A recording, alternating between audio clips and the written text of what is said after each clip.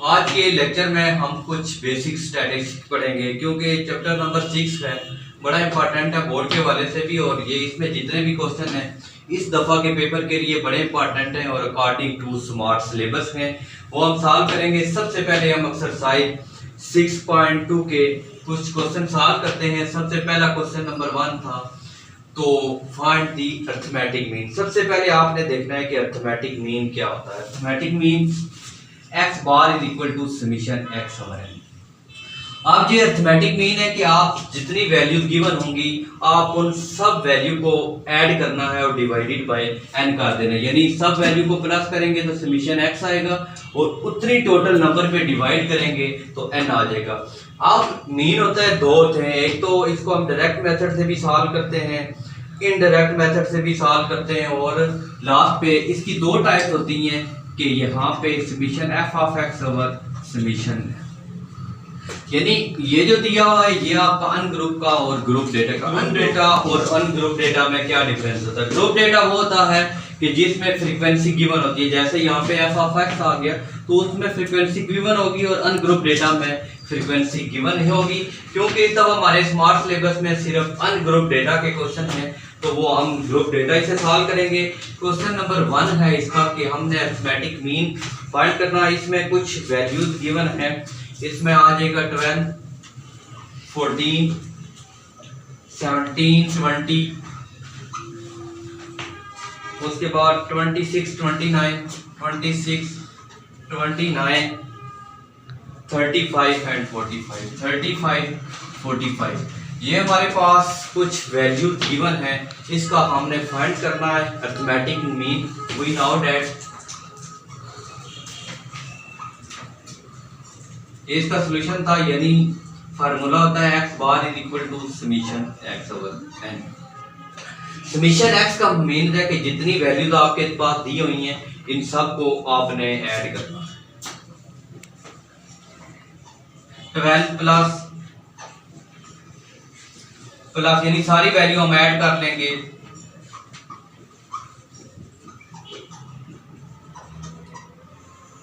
सारी वैल्यू आपने ऐड कर ली, सबको प्लस डिवाइडेड बाय n। आपने ये होता है कि कितनी काउंट हो रही है, 1 2 3 8 वैल्यू आ रही है। इन सब को जब आप ऐड करेंगे कैलकुलेटर यूज करते हुए तो 196 आएगा। जब डिवाइड आप करेंगे तो 24.5 आ जाएगा।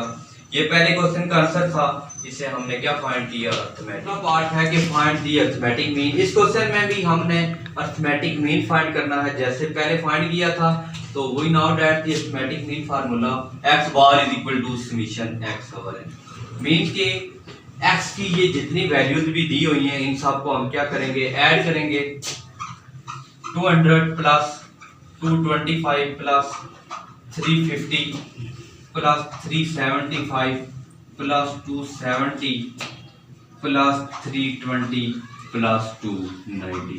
अब इन सब को आपने डिवाइड कर देना जितने नंबर होंगे 1। अब हम ऐड कर रहे थे 350 प्लस 375 प्लस 270 प्लस 320 और प्लस 290, यानी इन सब वैल्यू को आपने ऐड किया। जितने नंबर होंगे, ये n है तो जितने नंबर पे डिवाइड कर देंगे, कितने नंबर है 1 2 3 5 6 7 पे डिवाइड करेंगे। तो अब आपने कैलकुलेटर यूज करके इन सब वैल्यूज को जब ऐड करेंगे तो ये आपके पास आ जाएगा 2030, यानी हमने ये कैलकुलेटर पे ऐड किया सारी वैल्यू। और एक आपने याद रखना, जब ऐड करेंगे इक्वल करके टोटल नंबर पे डिवाइड करने हैं। तो जब आप इसको डिवाइड करेंगे 20 30 डिवाइडेड बाई 7 करेंगे तो ये आपके पास 290 आ जाएगा। ये हमारे इसका दूसरे क्वेश्चन का डिस्कस करते हैं, मॉड एंड मीडियन। अब हमने देखना है कि मॉड कैसे होता है और मीडियन कैसे फाइंड करता है। ये जो मॉड होता है तो ये इसकी डेफिनेशन है the most repeated value in the observation, यानी डेटा के अंदर जो मोस्ट रिपीटेड वैल्यू होंगी, most repeated value is called. अब ये भी है कि इसको दो टाइप से सॉल्व किया जाता है। एक तो होगा कि आपके पास ये जो मॉड है तो एक ग्रुप डेटा का होगा और दूसरा अनग्रुप डेटा होगा। ग्रुप डेटा में फ्रीक्वेंसी यूज होती है और अनग्रुप डेटा में फ्रीक्वेंसी नहीं होती। इसमें चूंकि हम स्मार्ट सिलेबस से कर रहे हैं, ये भी इस दफा आपका सिंपल है, स्मार्ट सिलेबस में अनग्रुप डेटा के क्वेश्चन हैं, तो वही हम सॉल्व करेंगे। अब मॉड कैसे फाइंड करता हूँ, एक मैं डेटा लिख देता हूँ 1 4 6 8 8 9 10 में लिख देता हूँ। मैं कहता हूँ कि इसका क्वेश्चन आता है कि इसका आप फाइंड करें, मॉड फाइंड करते हैं। अभी मैंने बताया कि जो मॉड होता है तो the most repeated value is called mod. अगर इस डेटा के अंदर ऑब्जर्वेशन के अंदर देखेंगे तो मोस्ट रिपीटेड वैल्यू आपके पास 8 आ रही है, लिहाजा जो इसका आंसर है वो क्या होगा, 8 होगा। इसकी मैं एक और एग्जांपल ले लेता हूँ 1 1 4 9 9 11 11 12 12 12 14। अगर इस डेटा के अंदर इसे अगर आप सॉल्व करना है, इसका अगर हमने मॉड फाइंड करना है तो इस डेटा के अंदर देखें कि आपके पास 9 11 2 टाइम और 12 क्या आ रहा है, 3 टाइम आ रहा है, तो जो इसका आंसर होगा वो क्या हो जाएगा, मॉड इन 12। अगर इसी क्वेश्चन को मैं थोड़ा सा चेंज करता हूं, मैं 11 की वैल्यू 2 टाइम कर देता हूं, तो अब इस आंसर देखेंगे 11, यहाँ पे 11 भी 3 टाइम है और 12 ये देखें 1 2 3 1 2 3 11 और 12, तो इसके जो मॉड आ जाएगा वो क्या आ जाएंगे, दोनों 11 एंड 12। इसकी एक और एग्जांपल हम करते हैं 0 1 2 3 4 5, और इसके अंदर आपने जब सॉल्यूशन करेंगे वो कहता है कि इसका फाइंड मॉड करें। तो अगर इस डेटा के अंदर आप देखते हैं कि इस डेटा के अंदर आपको कोई रिपीटेड वैल्यू नजर नहीं आएगी। देखें 0 1 time, 1 1 time, 2 2 time, 3 3 time, 4 4 time और 5, यानी सारे 1 1 टाइम आ रहे हैं, कोई वैल्यू आपके पास रिपीटेड नहीं आ रही। जब आप इसका आंसर लिखेंगे मॉड, यानी इसका आंसर आपने 0 नहीं लिखना, क्योंकि इसके आंसर में नो मॉड आएगा।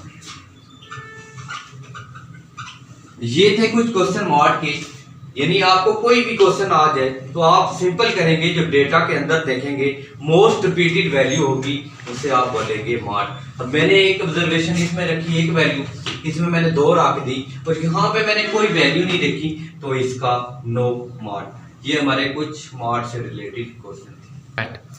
अब हम इसके क्वेश्चन कुछ सॉल्व करते हैं। मीडियन, मीडियन होता है तो मिडिल मोस्ट वैल्यू,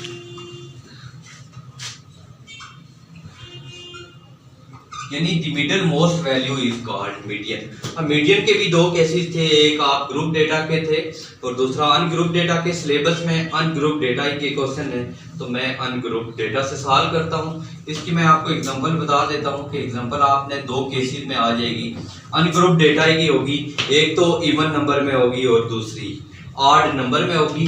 अब मैं लिख सकता हूँ 1 2 4 2 6 8 9 1। अब ये एग्जांपल है 1 2 4 2 6 8 9 1। अब देखते हैं कि 1 2 3 4 5 6 7 8 और एक वैल्यू मैं और लिख देता हूँ, 0 लिख देता हूँ। ये था 8 नंबर का केस है। तो जब भी आप मीडियन सॉल्व करेंगे तो सबसे पहले आपने देखना है कि सबसे पहले आपका जो स्टेप होगा वो आपने असेंडिंग ऑर्डर में अरेंज करना। असेंडिंग ऑर्डर में देखें सबसे पहली वैल्यू यहाँ से 0 से स्टार्ट हो रही है तो 0 आ जाएगा। उसके बाद दूसरी वैल्यू 1 है, 1 2 टाइम है, 2 टाइम लिखेंगे, 2 भी मैंने 2 टाइम है तो 2। उसके बाद 4 6 8 9। काउंट करें वैल्यू 1 2 3 4 5 6 7 8 9। इसको करने के लिए आपने क्या करना होता है, फार्मूला याद रखना है n+1 डिवाइडेड बाई 2। अगर इसमें से देखें n की वैल्यू कितनी आ रही है, 1 2 3 4 5 6 7 8 9 ही वैल्यू है, तो आप 9+1 डिवाइडेड बाई 2 करेंगे। मीन के 9 में आप ऐड करेंगे 10 डिवाइडेड बाई 2, तो ये आपके पास 5 आ जाएगा। ये आंसर नहीं है। अब 5 है, यहाँ से आप काउंट करेंगे 5 नंबर पे कौन सी वैल्यू है, 1 2 3 4 5। 5 नंबर पे जो 5 यानी 10th जो वैल्यू आ रही है वो है 6। ये हमारे पास आंसर था। इसका दूसरा मेथड मैंने सॉल्व करने के लिए बड़ा आसान सा है कि अगर आपका आड का केस है तो उसका आप मीडियन फाइंड करना चाह रहे हैं तो आप देखें कि मीडियन है तो मैंने बताया मिडल मोस्ट वैल्यू आप काउंट करें 1 2 3 4 5, तब ये आपका आंसर क्या आ जाएगा 6 ही। दोनों मेथड से इसका 6 है। अब इसका मैं केस करता हूँ, ये मैंने ऑड का किया, अब मैं इवन का करता हूँ, कोई वैल्यू मैं लिख लेता हूँ 2 3 4 5 6 लिख लेता हूँ। तो ये अभी किसका हमने फाइंड करना है मीडियन। अगर इसका आप मीडियन फाइंड करना चाह रहे हैं तो अब देखें केस किसका है, इवन का। तो इवन के केस में आपके पास दो वैल्यू मिड में बचती, ऑड में तो मिड में जो वैल्यू बच जाती थी उसको आप मीडियन बोल देते, लेकिन ऑड के केस में दो वैल्यूज आएंगी। अब 4 आएगी तो +5 डिवाइडेड बाई 2 कर दें। अब आपने 4 और +9 करना है, 9 डिवाइडेड बाई 2 करेंगे तो ये आपके पास 4.5 टन में मीडियन आ गई। ये मैंने मीडियन फाइंड किया दो केसेस के लिए, इवन और ऑड के लिए, लेकिन अनग्रुप डेटा से किया, ग्रुप डेटा से सिलेबस में नहीं है। क्वेश्चन ये था कि आपके पास एक कोई वेकेशन ट्रिप पे फैमिली गई है, तो उसमें यानी इतने पेट्रोल था, उसकी इतनी प्राइस थी, तो इसका जो हमने फाइंड करना है अर्थमेटिक मीन फाइंड करना है। यानी कोई फैमिली ट्रिप पे गई है तो उसका इतना पेट्रोल था और उसकी इतनी प्राइस थी, तो जो हमने उसका फाइंड करना है वो इसका हमने फाइंड करना है अर्थमेटिक मीन के लिए।